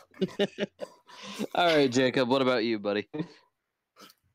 Alright, mine. This one was one, to be honest, I did not know about, and I think you guys probably never knew about as well. Oh, I thought So I no, knew it's all not of about it. this. We'll see. Yeah, I thought I didn't know about this. I knew all, well, besides the nuts and the sticks and the bottles, I know about that. Number 11, Miyamoto wanted the game to be first person. Skyrim, no doubt. I did know The that. first Skyrim, supposedly. About this, to be honest, okay? Because you're older than me. Can you imagine how different Ocarina of Time would be? Most of the experience we've seen through first-person view. And Shigeru Miyamoto originally wanted it to be like that. To switch between first and third person. But the other guy, Yoshiaki Kozami, Super Mario 64, he was like, nah, fam, let's not do that. So, because he did have trouble with that, because that was the first 3D Mario game that we ever got. In the butt. So we ended up with the third person still in the game. Huh. That was almost the first Skyrim, if you think about it. Yeah. I mean, yeah. Like, it's almost there. I mean, it works to for be honest, but Skyrim. it's I don't not. see why it can't work for Zelda. Yeah. I don't want it. It's not. I think the It could closest. have been the first Skyrim. I think the closest that we've ever really gotten to the game being in first person is like using the bow and the boomerang and stuff like that in 3D and like Ocarina of Time and Mhm. Twilight Princess. Well, that's Yeah, and then it's. so the way that it goes to first person is left over from when they did have it first person. And then there's another interview that I remember where they said that it made it hard in certain battles when the enemy was behind you or circling around you. You weren't able to like see if like there was danger behind you or something. So they ended up going back to a third person camera. That way that you'd be able to see everything better and work out the puzzles and everything a little bit better. I can believe it. Yeah. Like, I can see that happening. It would have been interesting, though. But Yeah. I prefer Zelda in the 3D. Yeah, honest. Like, I prefer 3D, but I wouldn't mind 2D, to be honest. Mm-hmm. I'd be okay with. It was interesting. I never knew about that. Like, everything else I knew. Wait a minute. I don't remember seeing this in top 20 things you didn't know about Zelda. I would like to see Zelda in the second person. Go ahead, Nintendo. So like the second person would be a character standing beside him the entire time. It's Navi's perspective. Yeah, but yeah, basically that would be a second person. But it's it is interesting though because I remember there was also an interview where he said that third person allowed it to see the difference between child and adult Link better. And then like the different color tunics that you're wearing and stuff. Okay. Yeah. Yeah, Kozami said, like, nah, fam, you don't want to do that. I went through the 3D thing with Mario. It was basically hell, is what he was saying. So it's like, yeah, I wouldn't go with that. Just stick with the 3D version, which is great. It just was interesting is that we could have gotten our first, like, Skyrim out of that experience. Yeah. So it would have been interesting, but I prefer Zelda 3D or 2D or hybrid, which is what Link Between Worlds is. Mm-hmm. Even though it's mostly 3D. So, yeah. And then Ilya said she'd be back. So. Alright. Yeah, I guess we just have to wait on Ilya, and then we can start the mailbag. Oh my gosh. Actually, kind of a funny story. We were just talking about, I think Jacob mentioned Link Between Worlds. For my final InDesign project, we had to make a business card for a company. So I did mine based off of Princess Hilda from Lone Rule. And the first thing that she tells you when when you meet her, she says, "My name is Princess Hilda, and I have failed you in every way." So for her business card, I put Princess Hilda's cookies. We will fail you in every way.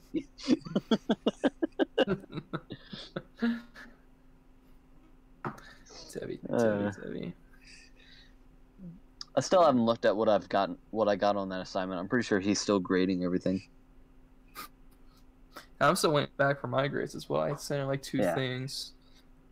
Like, I actually did I sent one last week and then this week. So I actually did a few Zelda projects for school. My final project was a fight between Link and Ganondorf, and it looked like crap. I had a quiz I had to take. It was like a 15-point quiz. I got 6 out of 15 on the first attempt. The next one I got 12 out of 15. So like that's my only attempt. That was my last attempt, so it made it worth it. So quizzes that do that. All right, everyone that's in the chat, while we wait on Ilya to get back to start the Zelda mailbag, if you have a Zelda question, put it in the live chat, and then we will scroll through and pick out our favorites to answer. Mm-hmm. Yes, do it. Come on, do it. Do it now.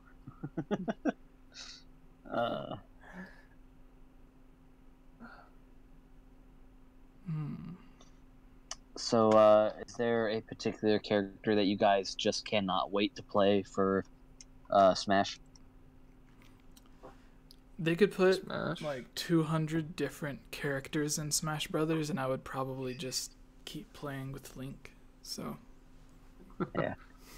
The two characters I'm actually the most excited for are Ganondorf and King K. Rool. Ganondorf because, well, they gave him his sword now, and he's almost as agile as he was in Melee.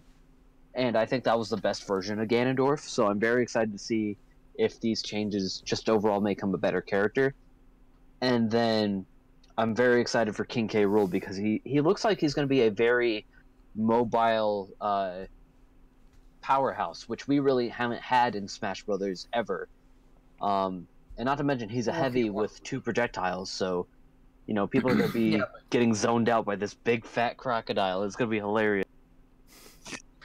Well, if you want to talk about powerhouse, then we can talk about the bannable Meta Knight, but we don't talk about that here. Yeah. Oh, Meta Knight, ever since Brawl, he has just been getting nerfed to the ground. Like, I'm pretty sure he's going to be mid-tier in Ultimate for, like, the first time.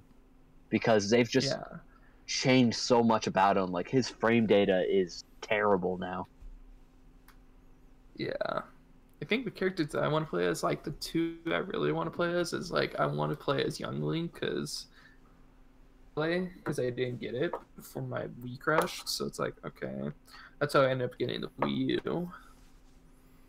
Yeah. I want to play as Young Link. And I think the other character, obviously, Piranha Plant. I need to play the Piranha Plant. The one character, I want to see, like, how good is this guy? He's not going to be my main. He could be an extra main because I have multiple mains, but he's probably going to be a secondary for me.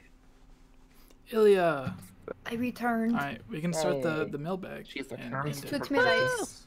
Yeah, all right. Hello, everyone, and welcome to the Zelda mailbag for the 61st episode of the Hylian Gamescast, where you can submit your gaming questions to have us answer them if they're good enough. If you want to guarantee your question be answered on the show, because sometimes we get way too many, you can head over to patreon.com/GameOverJesse. So our first question that I see here that I want to go with is from the Manboy Cave. Which champion would you want to see a DLC based on? And with this, I say I want Urbosa, because she's not my favorite champion, but in terms of lore or story, I think she would have the most potential, because you could have a story dynamic similar to what was her name? Who is the Gerudo from Ocarina of Time? Nabooru. Yeah. Nabooru. Yes. Yes. So you could have a similar dynamic that Nabooru and Ganondorf had, to where she was like the leader, the female leader of the Gerudo, but she was against the king of the Gerudo. And with Urbosa, there was a similar statement that she had, to where she mentioned like all of the evil stuff that Ganon has done, and the stories of how he once took on the form of a Gerudo. So if you had a story based off of him or her, I think you could explore that dynamic a bit. Yeah, what about you guys? If you don't mind me going first, I agree with you. I would love to see a campaign centered around Urbosa, especially because, the Gerudo are kind of one of the more mysterious races in Hyrule. We don't know as much as we want to know about them. Mm-hmm. So I think just having a campaign centered around like Urbosa's backstory and possibly dive more into the mysteries of the Gerudo, maybe explain the whole 7 heroines thing with the mysterious 8th heroine and, stuff like that. And maybe dive into what's, how the desert changed over the years, especially with, like, the buried Arbiter's grounds in Breath of the Wild. Like, why is that place just gone now? So, yeah, I agree with you. I'd like to see a campaign on Urbosa. All right, and you guys? Do you have one, Ilya? I'm thinking through each of them because I'm leaning Urbosa for similar reasons, but I want to go through each of them in my head real quick. Mm.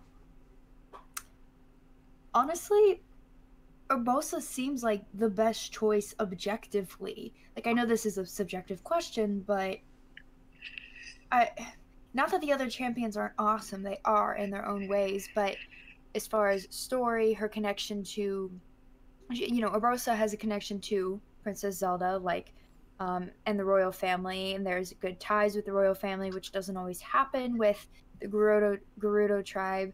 And just we got to see so much more of the Gerudo in Breath of the Wild. Actually getting, you know, I mean, it was the same for all of the different races, I suppose, but I don't know. I feel like there's more there to explore, and there's more there already to build off of. And she has an awesome moveset. Yes, Lightning. absolutely. She controls lightning. She is literally Thor. All right. Just saying. Jacob. But an Amazon version, yeah. I say, well, popular opinion by you three, of course, is Urbosa. It makes sense for the history and like hidden lore about it. Seven, like the seven heroines, like I'm just throwing out biblical terms because I'm not trying to offend people. So if you're offended, it's seven in the Bible means complete, and then the eighth would be new beginnings. So a new beginning for That's DLC. True. Oh, so yes. the eighth mystery for a new beginning. So, Huh? I didn't That think is of it true. that way. 7 is the Yeah. number of completion. yeah, and then Huh. the I eighth did is not know just thrown about out 8, there. so It's that's like, really cool. it's new beginnings. So that could be interesting, like a new beginning for the Gerudo, maybe. It would seem like the Rosa DLC would make sense, like to expand on her story. It's like Maybe Go ahead, that's why. Maybe that's why in every like RPG ever, 7 is always the amount of MacGuffin that you have to collect. Like in Paper Mario, you would have to collect 7 crystal stars or 7 pure hearts or what's another thing Seven I'm thinking Sages of? to seal Ganon. Seven sages to seal Ganon. You know, but Nintendo loves the number 7. If they don't like the number 7, they like the number 3. So you know, it's interesting to think about. Yeah, like one would make sense because of how much hidden lore you have there, and like I just said about the Oh, numbers yeah. and mean significance. Because Nintendo loves numbers apparently and their significance. Yeah. The one Mhm. I just want this to just get out of the way for the people that just say like, oh, like the time, like so, like Breath of the Wild takes place in this one or this timeline. I just say just figure out the backstory to like all the Zelda history and just be like, Yeah. confirmed. It's a like a semi-convergent. And you know what Jesse mentioned in his Siri video, which Yeah. actually did, which is basically truth, like Yeah. once and for all. To all those people, like I would do that just to rub it in people's faces, but I would just do that just to rub it in people's faces. But I would go with the Urbosa one, to be honest, because there's so much you can do. Like all four of them have history that you can't explore. Like you can know more about the Yiga for crying out loud with the Urbosa one. Yeah. True. Because I mean, what I was hoping for in the new if DLC not- that we ended up getting, which was the bike. Yeah. Hey, the bike is powered up, awesome. champion abilities. Hey, the bike. Don't. I'm not dissing the bike. I'm just Yeah, saying that's don't all we diss the got. We bike. didn't get history of the Master Yiga. Cycle Zero. Yeah. I want to know more about it. And I guess Like old. I Mac. guess like if not Urbosa, then probably Rivali, because like if this takes place if the definitive placement for this timeline, like let's say there is no convergence theory, which I'm not saying that there isn't, but let's just say for now that there isn't. You know, if this does take place after like Twilight Princess or stuff like that, you know, I would like to get kind of an explanation as to where the Rito came from and whether or not this version of the Rito are, you know, they were made kind of the same way that the Rito and Wind Waker were made. Because, you know, technically they're 2 different types of Rito. Like, you know what I mean? Yeah, at this point.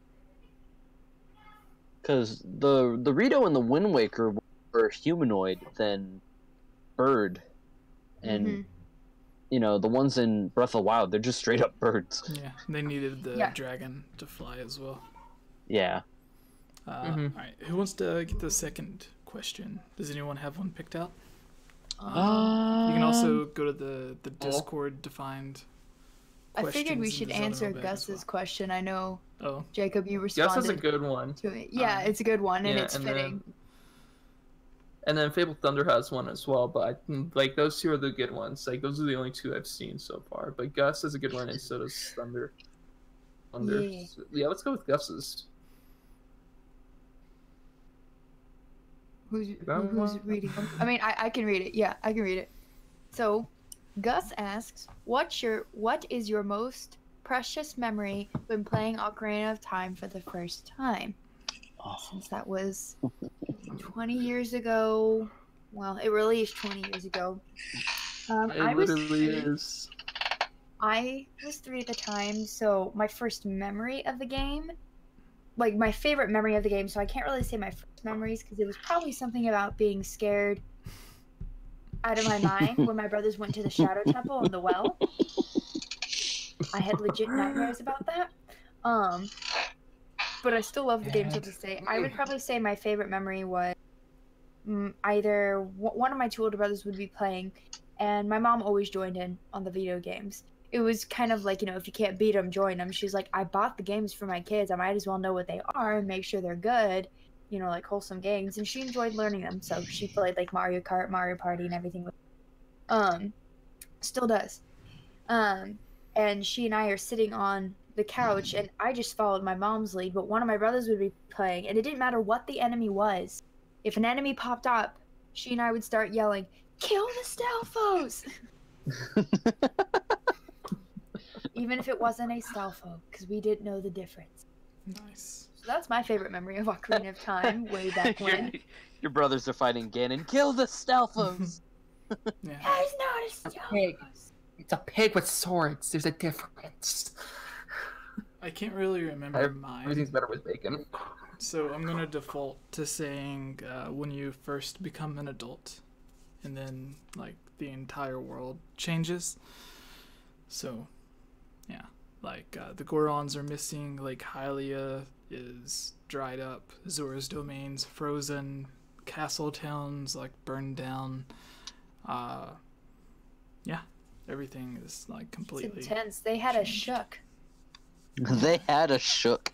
I was shook to my Yeah. chorus. To my quiz. But what Anything about for everyone, guys. yeah? What about you, Jacob or Tevi? Jacob, you go ahead and you go first on this one. Why not? It would have to be the same thing that Jesse said, but for personal reasons. I mean, Link is literally a kid, like in the book, in the official guide, which I don't have anymore because I lost it, which is sad. Move, like you're just a 10-year-old kid, and you just basically are doing something, just trying to help out the princess, and then you pull out a sword and destruction on Hyrule, and you're an adult now. It's like, and then an old man says like, "Go fix it." For me personally, it's you're like, what? What? I'm a 10-year-old. I don't know about stuff I should know about, but the personal reason why I chose this is because he had to grow up. Basically, he went from a 10-year-old, and now you're like saying, "Hey, now you're an adult."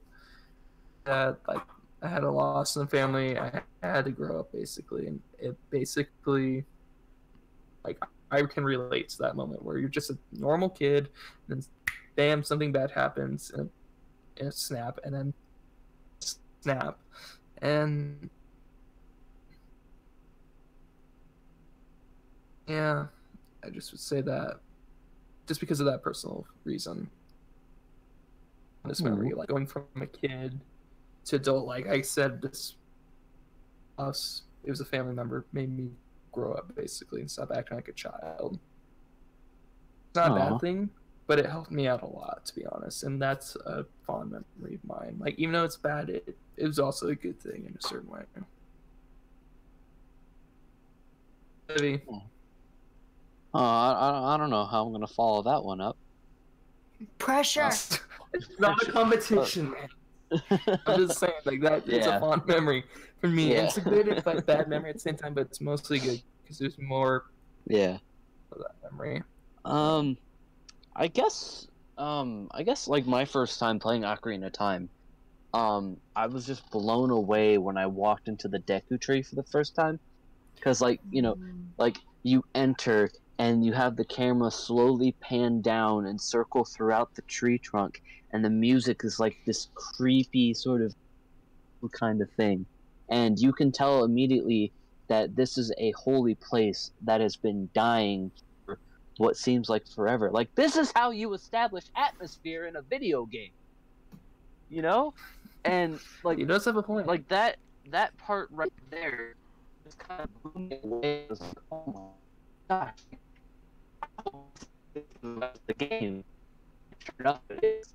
Like, I'm packing with atmosphere. Like, it's kind of, as like kid friendly as the Zelda series is, I like its different approach to tone, because it can get it can get very serious and kind of depressing at points. Like, do I even need to mention like Dead Hand or Bongo Bongo? Like that is creepy. That is nightmare fuel. And he looks like Jello in the 3DS version. And like they dumbed him down. Yeah. Like I just love It's Ocarina Dead of Hand. Time's atmosphere, Gosh. and Oh, the Deku Tree The was. Manboy Cave gave a $10 donation saying, Happy Ooh. Thanksgiving, guys. Thanks for all the work and content you guys Thank you. produce. You've got something special started here. Thank you. Aw, thank you. Yes. Thank you. Thanks, man. Finish up what you were saying, Tivi. Yeah, just so I can wrap up a little bit, it was that moment in the Deku Tree, just seeing seeing and kind of feeling the atmosphere in the Deku Tree, just kind of motivated me to keep going with it. And I think kind of the atmosphere is one of the reasons why Ocarina of Time is such a good game. Is the atmosphere that it sets kind of helps hype it up again a little bit, I guess. Like, you know what I mean? Yeah. Yeah. I think what Okay. you're trying to say is like, yeah, it made it like Yeah. it is today, like a It stable made the point of, like what yeah. Zelda game should be. Yes. but Yes. better. It made the experience playing the game a lot better. It was more than just solving puzzles and beating a boss to get to an end. It put you in the game. You were engrossed in the adventure. Yeah. Mm-hmm. Yeah. It was real good. All right. Also, other memory, this isn't one of my first memories, but I think y'all will appreciate this. When I was, how old was I? 17? Enough to know.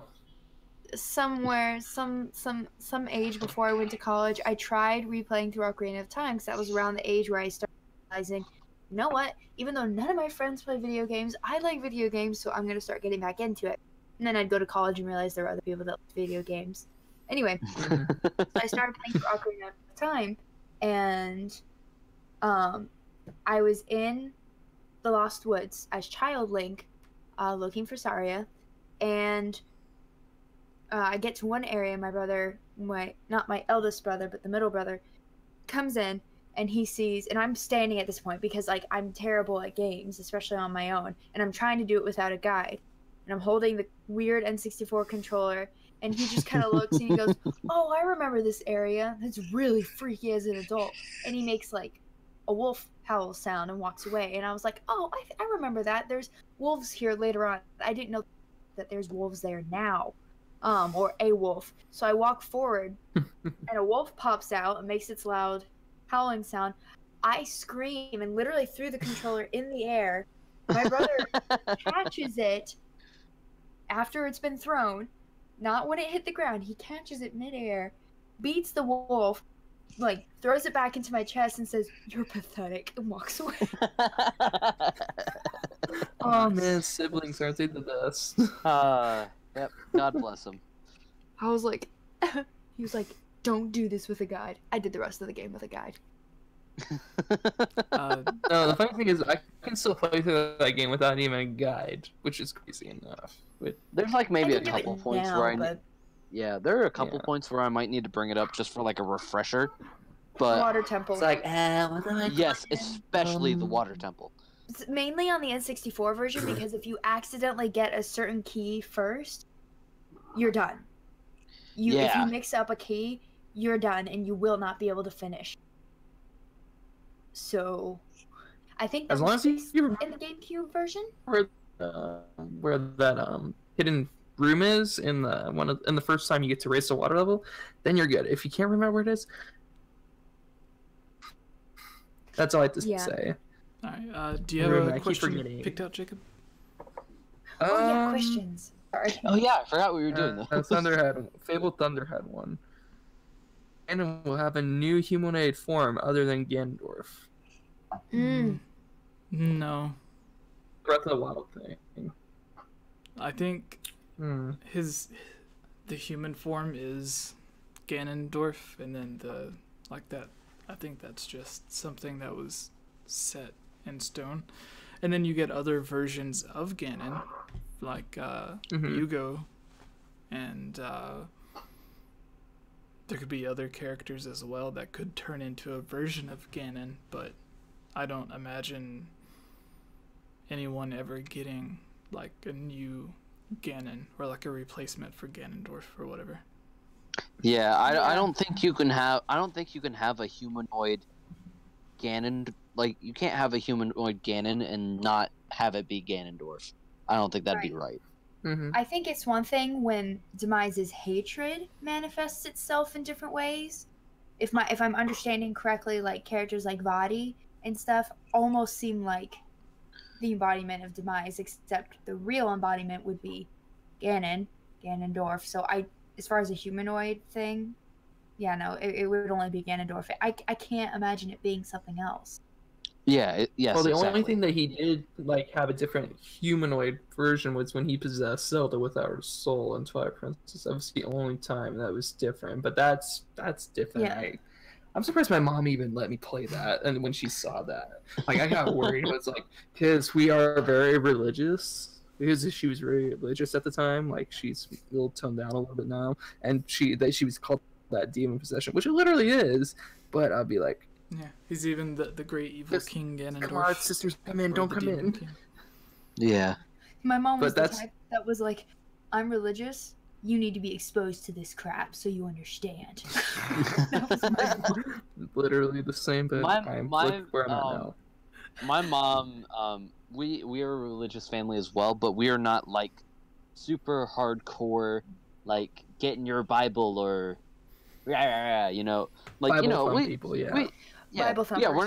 We're not Bible thumpers, and Southern Baptist there were times, people, I assure you. there were times where I'd sit down and I'd play some of these games that were questionable to maybe like my grandparents, but my mom would just sit there and she would laugh at some of this. Like she thought it was just downright hilarious. Yeah.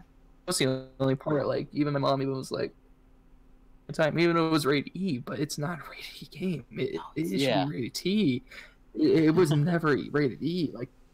Like I'm half tempted to take it away. I'm glad she didn't.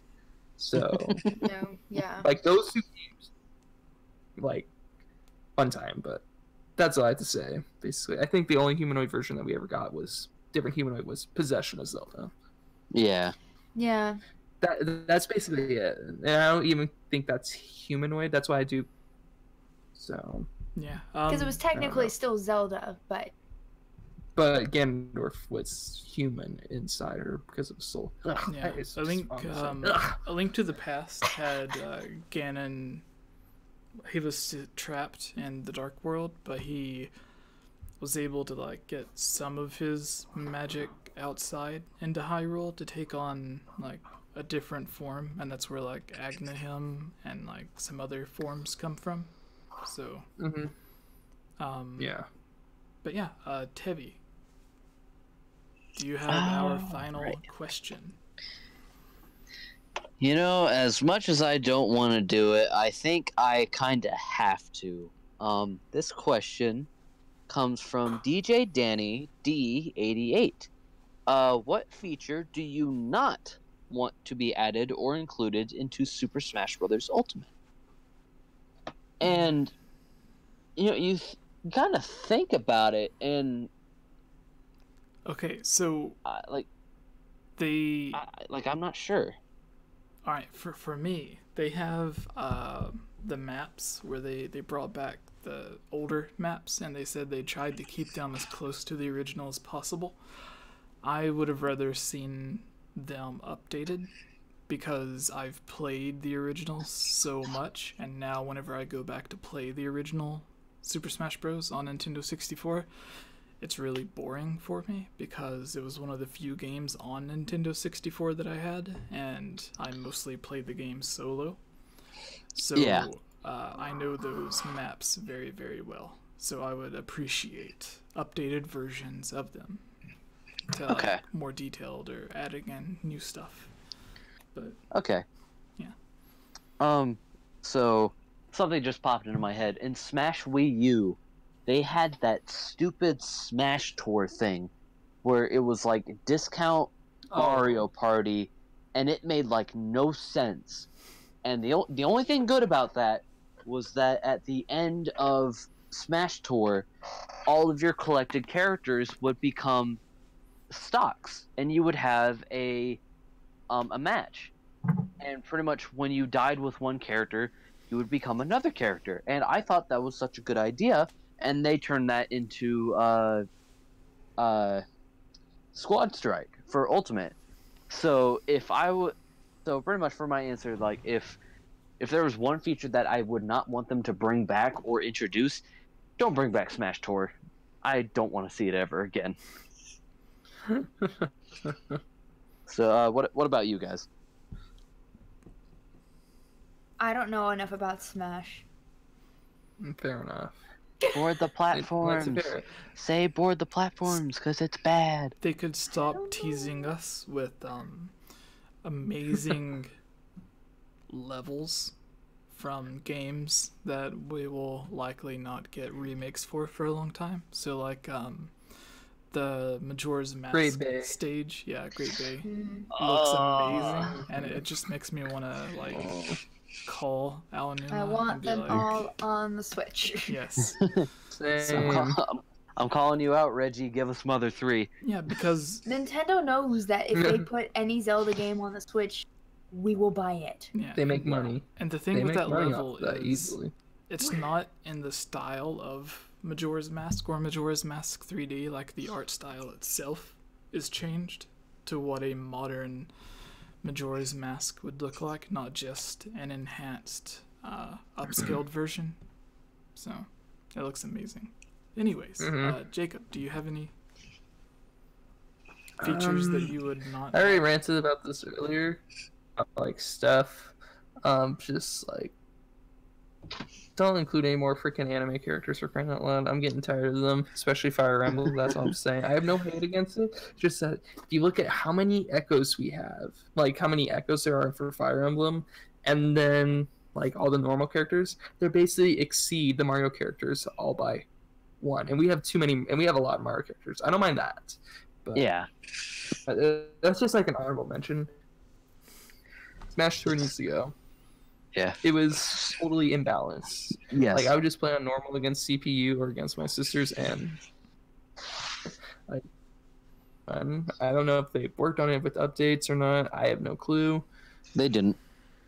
It was totally unbalanced. Like I would have like great stuff, and then all of a sudden I just get hit by like something out of the blue, and then I'd be like I would lose all my characters. So Smash Tour. And then also don't include a lot of anime characters. We don't need any waifu makers for crying out loud in the game. So if you don't mind me saying, there's one more thing I want to talk about, and I don't know if you guys have like discussed it or anything, but how weird is it for you guys to see like Breath of the Wild Link and the Great Plateau stage in a non-cell shaded art style? Oh. It almost looks the same for me. The only thing that I really noticed is that it's in 1080p now, which is a little bit of a boost from the 900p on Switch. Oh yeah, yeah, And there's a little bit more detail in the background since they're not having to render an entire world. They just have to like render what's in their frame. yeah. So yeah, but it looks cool, I guess. Yeah. I don't know what else to say about it. Lynx looks so smooth. I mean, I would say that it almost makes me think of what Twilight Princess would look like if they made the whole world brighter, like literally brighter, and more detail to it. Yeah. If they So actually pretty much- remade it instead of Yeah. upscaling So it. so pretty much if they actually took the time and remade all the textures for Twilight Princess HD. Yeah, because it seems Mhm. darker and sharper because it's not the cell shaded, but not like super different either from Breath of the Wild. Yeah. Yeah. Mm-hmm. I like it. Yeah, it looks pretty. All right. It I like that we does. get to use remote bombs. Yes. Oh, yes. And I love for Link, you can shoot an arrow into the ground, and then you can go and pick that arrow back up, and you could either throw it at people, or you can use your neutral special and fire 2 arrows at somebody. I think that's so cool. Oh, nice. Ooh, double damage now. Mhm. Yeah. All right. Well, do you guys have any final thoughts before we go? Happy Thanksgiving to everyone. Yeah, in the happy United States. Thanksgiving. Yes, happy Thanksgiving. All right. Jacob, if people wanted to find Yes. you, where could they give you a follow? Or... They wanted. Oh man, where could they find me? This Discord. I don't know where this Discord is. I think it's Game Over Jesse. It's Discord or whatever it's called now because it's gotten so many names now, like 3 names so many times, like Daniel Stink Donut Shop for crying out Oh loud. my goodness, yes. I love that Yeah. so much. Yeah, you can find me in Jesse's at Discord. There should be a link somewhere in chat. You can find me there. I'm an admin there along with we just patrol around, interact with people as best we can. If you message us there, we are sure to get back to you. Somewhat busy most of the time because of college, and you can find Twitter. It'll just be under like Jlink4 something or other, which is my actual name. But yeah, that's where you guys can find me at. And I just mostly hang out with these people, and I play Spork Knife with Jesse and Tevi. Spork Knife, yeah. Kayla. And then I argue with this one at times, aka Ilya, whenever we want. So. Teasing me. All right. Tevi. I tease her. It's a friendly tease. Yeah. Where can All people right. find you, Tevi? So, much like Jacob, you can find me on Twitter at Ultimate Smasher. I don't tweet much, but when I do, it's mostly something small. You can also find me on the Game Over Jesse Discord. I'm also an admin, and I get in there every once in a while.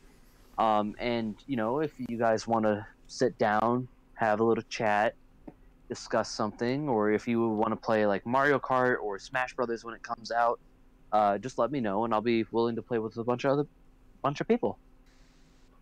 All right. Ilya. Mm-hmm. Y'all can find me on my YouTube. Just look up Ilya Rose or The Geek Apprentice. I posted a new video today. I post every other Wednesday as of right now. I might be able to change it to every Wednesday. About a bunch of geeky topics, different things. Lots of Zelda. You guys should totally do it. She makes good. Things. I edited like 3 videos today. I don't know why I did, but I did. I'm also on Instagram at @IlyaRose_Geek Apprentice. Sometimes I post random photos. Posted a really long story the other day. And I'm in the Discord and I do narrations for Game Over Jesse. You might have heard of him. And I mean, I would hope you've heard of him if you're here. Maybe. Just maybe.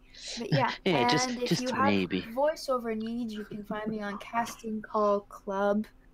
And speaking of voiceovers, this Friday, if you follow Zelda Universe, part 1 of their fan-made English Ocarina of Time 20th anniversary dub, with all unique music and stuff will be up, and I play a female Kokiri child in part 1, so Awesome. yay! I do Yay. things. Right? But yeah, that's me. So go give Ilya, Jacob, and Tevi a follow, and then you can find me. Everything is just /GameOverJesse. So Twitter, YouTube, Facebook, Instagram, everything is the same. Patreon. Yeah. Thank you everyone for watching. Ilya is 90% of the Game Over Jesse. In the newest video, yes, it's she went ahead and recorded all of the script for the last video when she I was already in my closet, like ready to record in my closet, and I was like, I was gonna ask and be like, which ones do you need me to do? And I was like, I'll just do all of them. It's not that long, just in case. I wasn't sure which ones you needed, so I was like, I'll do all of them. Yeah. So I don't have to go back in. So I did like a practice edit. I don't really know what to call it, but like I do a rough edit with my voice, and then when a guest or someone else sends their voiceover, I'll just replace my voice with their voice, and then you can just like, usually there's not much of a difference between one person's reading and another person's reading. Like it comes out to about the same length, so it's very easy to like just get the video edited and then throw in the voiceovers. So I just replaced almost all of my voiceovers with hers. But yeah, that's the episode 61. Come back hopefully Sunday or Monday for episode 62. Bye everybody. Yay. Bye.